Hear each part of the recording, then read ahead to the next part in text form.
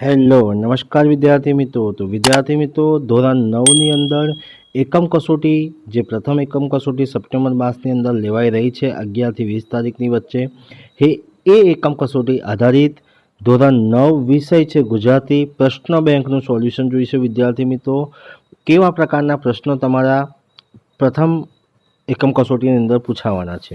તો પાઠ છે 1 થી 12. સૌથી પહેલાં આપણી પાસે છે વિદ્યાર્થી મિત્રો પ્રશ્ન 1 અ, નીચે આપેલા જોડકા યોગ્ય રીતે જોડો. કૃતિ અને સાહિત્ય પ્રકાર છે વિદ્યાર્થી મિત્રો, તો ગોપાળ બાપા, તો એમનો જે સાચો ઓપ્શન છે નવલકથા છે. છાલ છોતરા અને ગોટલા, તો આમનો જવાબ છે વિદ્યાર્થી મિત્રો ક, હાસ્ય નિબંધ. સખી માર્કંડી, તો આનો જવાબ છે પ્રવાસ નિબંધ. ત્યારબાદ પ્રશ્ન 1 બ, યોગ્ય વિકલ્પ પસંદ કરીને ઉત્તર લખો. શું ખાવાથી મૃત્યુ થાય? તો 4 ઓપ્શન છે, ઓપ્શન એ, બી, સી અને ડી. તો ધતુરાના બી ખાવાથી મૃત્યુ થાય. બીજો પ્રશ્ન છે, વેદના માના હૈયાનું માંસ કેવી કુલ રીતે ચૂથી રહી હતી? તેનો સાક્ષાત્કાર જીવનમાં પહેલી વાર કોને થયો? તો જવાબ છે વિદ્યાર્થી મિત્રો અમરત કાકીના દીકરાને થયો, ઓપ્શન એ. ત્રીજો પ્રશ્ન છે, વિકૃતિ એ ક્યારે ક્ષીણ થતી જશે? તો જવાબ છે વિદ્યાર્થી મિત્રો માનસમાં વૈજ્ઞાનિક વૃત્તિની જેમ જેમ વધતી જશે ત્યારે, ઓપ્શન ડી. પ્રશ્ન 2 અ, નીચે આપેલા પ્રશ્નોના એક વાક્યમાં ઉત્તર લખો, ગમે તે 2. મહારાજા સયાજીરાવમાં કઈ શક્તિ હતી? તો મહારાજા સયાજીરાવમાં માનસ પારખવાની શક્તિ હતી. આપનો દેશ આપની પાસે શું માંગી રહ્યો છે? આપનો દેશ આપની પાસે સહિયારી મહેનતાણું બળ માંગી રહ્યો છે. ત્રીજો પ્રશ્ન છે, ઘરની આગાસીનું ખુલ્લું આકાશ વાક્યનો ભાવાર્થ શું છે? તો જવાબ છે વિદ્યાર્થી મિત્રો ઘરની આગાસીનું ખુલ્લું આકાશ વાક્યનો ભાવાર્થ છે સન્માન, સ્વતંત્રતા અને સ્વીકાર થાય છે.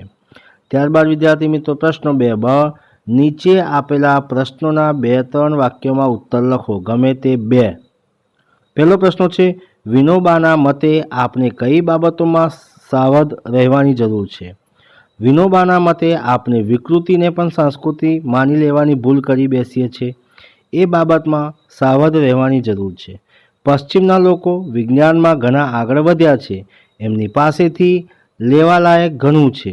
એ લેવું પણ એમનામાં વિકૃતિનો ઘણો અંશ પડ્યો છે.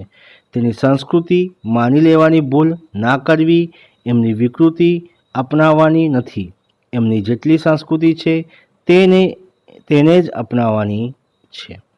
બીજો પ્રશ્ન છે, સમુદ્રમાં કૂદી પડવાનું મરજીવિયાનું સાહસ વર્ણવો. તો રત્નાકરમાં વિકરાળ, આફત, મોજા ગર્જના કરી રહ્યા હતા. જેમાં ગિરિમાળ પર મોજા અફડાય તેમ મરજીવિયાના હૃદય પર મોજા અફડાતા હતા. તેમ છતાં મરજીવિયાએ પીછહટ કરી નહીં અને સાહસિક મરજીવિયાએ સમુદ્રના આગળ જળમાં કૂદી પડ્યા, જ્યાંને મૃત્યુની ગુફામાં પ્રવેશ કર્યો. ત્રીજો પ્રશ્ન છે, જંગલમાં અચાનક શી આપત્તિ આવી? તો જવાબ છે વિદ્યાર્થીમાં જંગલમાં અચાનક મુસળધાર વરસાદ વરસવા લાગ્યો. તેમના શરીર ઠંડીથી ધ્રુજવા લાગ્યો. નદીઓમાં પૂર આવ્યો. અંધકારમાં આગળ જવાનો કોઈ રસ્તો દેખાયો નહીં અને તેઓ જંગલમાં અટવાઈ ગયા. ત્યારબાદ વિદ્યાર્થી મિત્રો આપણી પાસે આવે છે પ્રશ્ન 2 ક, નીચે આપેલા પ્રશ્નોનો સવિસ્તાર ઉત્તર લખો, ગમે તે 1. તમારા બાળપણનો એકાદ અનુભવ તમારા શબ્દોમાં લખો. આશરે 12 વર્ષની ઉંમરે હું અને મારા કુટુંબની સરખી ઉંમરના ભાઈ બહેનો વરસાદના મોસમ માનવા માનવદાર ગયા હતા. અમારી સાથે વડીલો પણ હતા. માનવદાર ગામ પ્રકૃતિના ગોદમાં ફૂલ્યું છે. ગામની નજીક ખળખળ વહેતી નદીમાં નાહ્યા. કાશ્મીરના ચિનાર બાગ તેમજ નિશાન બાગની યાદ અપાવે એવું સુંદર બગીચામાં ગુલાબ, મોગરો, ચંપા, ચમેલી વગેરે રંગબેરંગી ફૂલોએ જાણે સુગંધની મહેફિલ જમાવી હતી. બોર, સેતુર જેવી અનેક ફળોથી વાડી શોભતી હતી. ખેતરોમાં શેરડીના રસને ઉકાળી એમાંથી ગોળ બનાવતો હતો. અમને સૌને રકાબીમાં સૌના જેવા પીળા ગરમ ગરમ ગોળ ખાવા આપ્યો. વાડીમાં હરના મુક્તપણે ફરતા હતા, સસલા નાચતા કૂદતા હતા, ઝાડ પર ખિસકોલી ઉછળકૂદ કરતી હતી, હષ્ટપુષ્ટ ગાયો અને ભેંસો છાંયે ઊભી હતી, વાડીમાં આંબાડે ઝૂલતી કોયલના ટહુકા, ગામના મંદિરના શિખર પર બેસીને મધુર સ્વર રેલાવતો મોર, આકાશમાં દેખાતું મેઘધનુષ્ય અને વિશેષ તો પહાડ પરથી નીચે ઉતરતી નદીના પાણીના ઝીલતો મોર જાણે વર્ષને વધાવવાનો પોતાના પીછા પ્રસારી નૃત્યો કરી રહ્યા હતા. બીજો પ્રશ્ન છે, ભારતની સાંસ્કૃતિક પ્રયોગશીલ છે. વિનોબાનો આ વિધાન સ્પષ્ટ કરો. ભારતની સાંસ્કૃતિક પ્રયોગશીલ છે. કેમ? હજારો વર્ષથી માણસ જાત જાતનો પ્રયોગ કરતો રહ્યો છે અને તેમાંથી આપણે જેને ભારતીય સંસ્કૃતિ કહીએ છીએ તે નિપજી છે.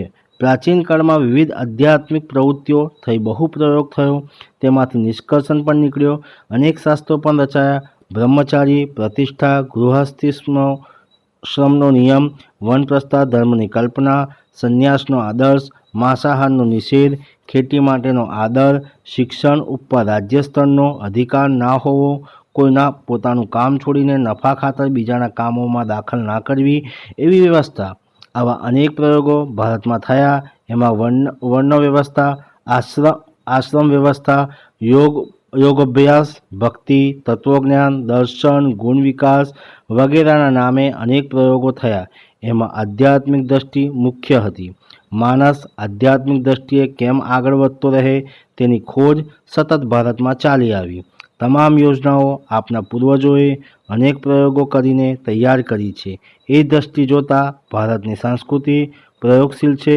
વિનોબાનું આ વિધાન આપણને મળેલા બહુ મોટા વારસાને પ્રતીત કરાવે છે. ત્યારબાદ વિદ્યાર્થી મિત્રો પ્રશ્નો 3 માગ્યા મુજબ ઉત્તર લખો. નીચેના દરેક શબ્દોની સંધિ છૂટી પાડો. પરધાની, પર વત્તા અધીન, પરિણામ, પરિ વત્તા નામ. નીચે આપેલા શબ્દોનો સમાનાર્થી શબ્દો લખો. કૌતુક તો કુતૂહલ, આશ્ચર્ય, વતની, રહેવાસી, નિવાસી. નીચે આપેલા શબ્દોનો વિરોધાર્થી શબ્દો લખો. ભાન, બેભાન, અળગું, નજીક. નીચે આપેલા તળપદા શબ્દોને વિશિષ્ટ રૂપ આપો. મલક, પ્રદેશ, લ્યો.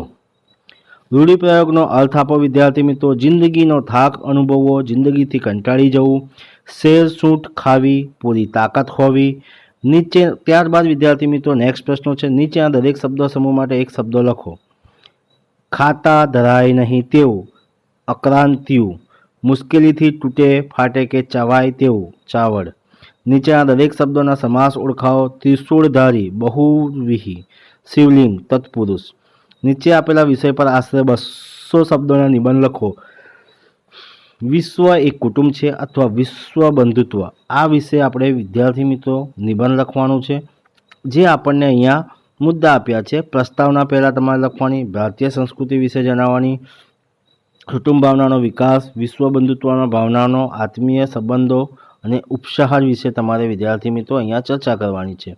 વિદ્યાર્થી મિત્રો સ્ક્રીન ઉપર તમને નિબંધ દેખાય છે. સ્ક્રીનશોટ લઈને પણ તમે વિદ્યાર્થી મિત્રો લખી શકો છો. તો ત્યારબાદ વિદ્યાર્થી મિત્રો આ નિબંધ લખ્યા બાદ આપણી પાસે આવે છે બીજો પ્રશ્ન છે પ્રાર્થના, આત્માનો ખોરાક. આના વિશે પણ તમારે વિદ્યાર્થી મિત્રો નિબંધ લખવાનો છે. મુદ્દા છે ઈશ્વરની ઋણી, વિવિધ ધર્મોથી પ્રાર્થના, પ્રાર્થનાની શક્તિ અને તેના ઉદાહરણો, પ્રાર્થનાના સંસ્કાર અને ઉપસંહાર.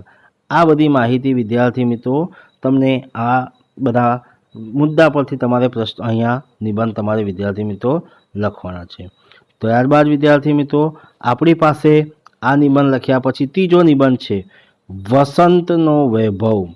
પ્રસ્તાવના: વસંતનો વૈભવ, વસંતનું વાતાવરણ, વસંતની માનવ જીવન પર અસર, કવિઓની પ્રિય ઋતુ, ઉપસંહાર. તો અહીંયા વિદ્યાર્થી મિત્રો તમને નિબંધ પણ દેખાડવામાં આવી છે સ્ક્રીન પર. તમે સ્ક્રીનશોટ લઈને પણ વિદ્યાર્થી મિત્રો તમે આને લખી શકો છો. તો વિદ્યાર્થી મિત્રો આ વિડીયો તમને ગમ્યો હોય તો લાઈક કરજો, શેર કરજો, કમેન્ટ કરજો અને જો તમે ચેનલને સબસ્ક્રાઈબ ના કરી હોય તો સબસ્ક્રાઈબ કરવાનું પણ ભૂલતા નહીં. જય હિન્દ, જય ભારત.